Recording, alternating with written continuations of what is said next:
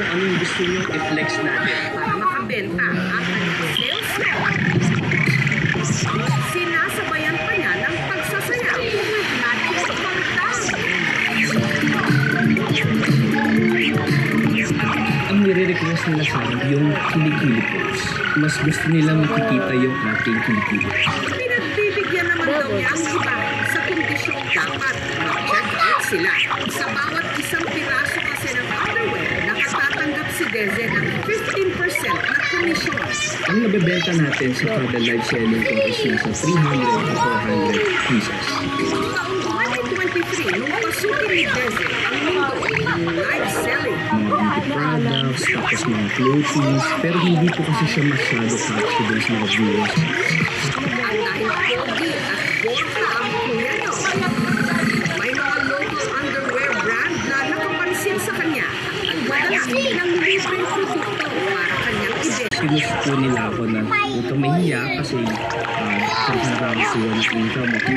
Bago naging online seller si Deze, dati siyang OFW sa UAE o United Arab Emirates. Kulang din po kami sa financial, kaya kinailangan ko talaga ng Noong taong 2020, sa gitna ng pandemya, si Dezen na pinutang umuwi ng Pilipinas. breakdown ako kasi syempre hindi ko alam kung ano na po yung next na gagawin ko.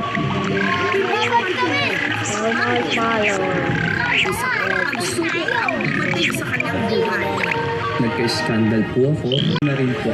Sinabi ko na din po sa family ko na at least sila yung unang makakaya. Ano man po mangyari, yung family ko pa rin po yung yayakap sa akin. Kung ano man ang sasabihin ng mga ibang tao, huwag mo pakikinggan. Kami ang pakinggan mo at saka yung sarili mo. Parte na po ng pagkatao ko po yung puso.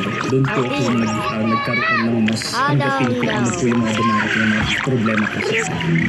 Pinilit ang bumangon sa madilim na kabanata niya ng kanyang buhay. Pero dahil aminadong nalim na siya sa sexy racket at dahil na rin sa kanyang nakaraan, pagkakataong nababastos daw siya. Kuya, magkano ka? Hindi mo. For me kasi, hindi naman natin masasabi na perfect na papakita naman skin yung isang tao eh kabastos-bastos ka.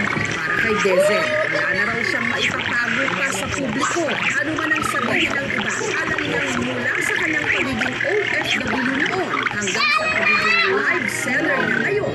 Na mga pambayad ko siya. Nilima ko anong nangyari sa buhay-buhay natin.